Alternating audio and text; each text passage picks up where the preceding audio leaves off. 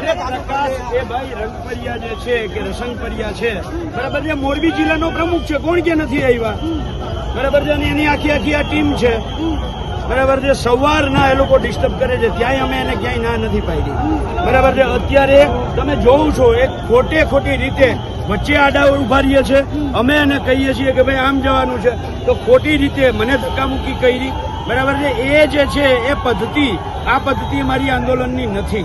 કોંગ્રેસનો ખેલ બગાડે છે આ બધા? નહીં, કોંગ્રેસનો ખેલ નહીં, કોંગ્રેસનો ખેલ નહીં. કોંગ્રેસનો ક્યાંમાં ખેલ આવ્યો બેન? તો આવું કરવાનું કારણ છે?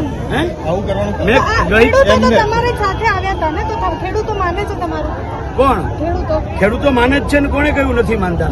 પણ અહીંયા 35 જણા તમે જોયું જેવી રીતે મને ઘેર્યો બરાબર છે. અહીંયા હું એકલો હતો, મને હાથ પકડીને ખેંચીને બહાર મૂકી દીધો, ત્યાં સુધી થયું તમે જોયું બરાબર છે. ખેડૂતોને વાત કરવાનો જ મોકો નથી દેતા, એટલે પોલીસને મેં કહ્યું કે ભાઈ આ જોઈ લ્યો શું થાય છે એ બરાબર છે. અને તમારો જે સવાલ છે બરાબર છે શું હતો ભૂલાઈ ગયું ગરમીમાં. આવું કરવાનું કારણ શું છે? એ લોકો જે કરી રહ્યા છે, તમે કહો છો કોંગ્રેસ સાથે નથી, કોંગ્રેસની સભામાં નથી એ લોકો આવ્યા.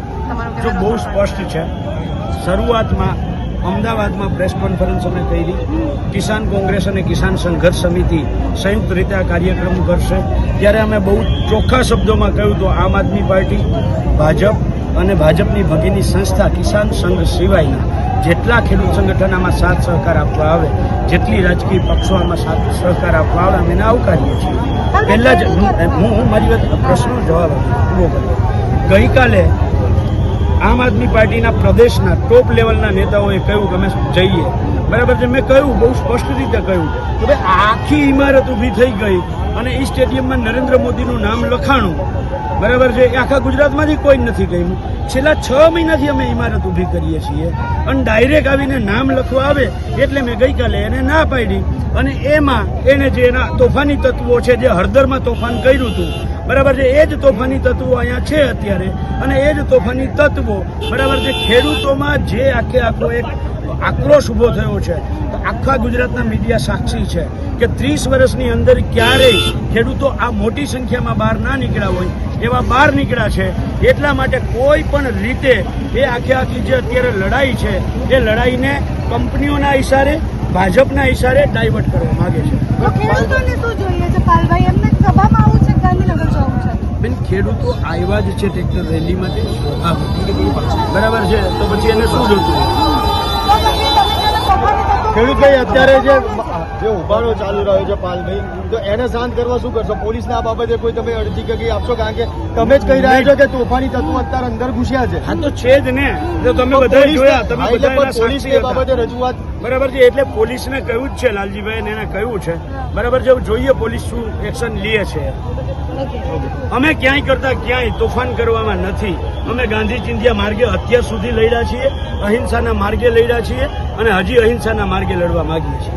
અત્યારે આમ આદમી પાર્ટી ખેલ બગાડે છે એવા આક્ષેપો પાલ આંબલિયા કરી રહ્યા છે. ખેડૂતો ગાંધી ચિંધ્યા માર્ગે આંદોલન કરવા માંગે છે.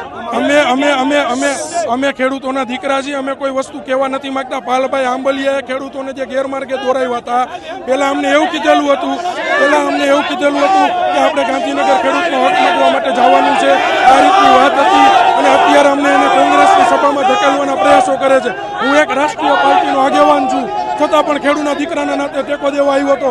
આપણે આજે હસે કરીને અત્યાર સુધી હલાવ્યું, અહીંયા પહોંચ્યા ત્યારે કોંગ્રેસની સભામાં ધકેલવાના પ્રયાસો કરે છે.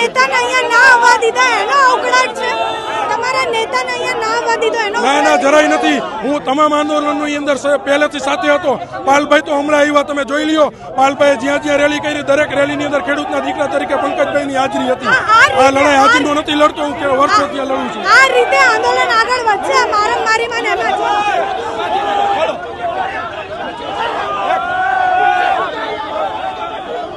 આ જોવો દ્રશ્યો તમે ખેડૂત આંદોલનના જ છે, જે ગાંધી ચિંધ્યા માર્ગે આગળ જવાનું હતું. ત્યાં હવે બે પક્ષના નેતાઓ આગળ આવ્યા છે અને લડાઈ કરી રહ્યા છે. બબાલ મોટી થઈ રહી છે.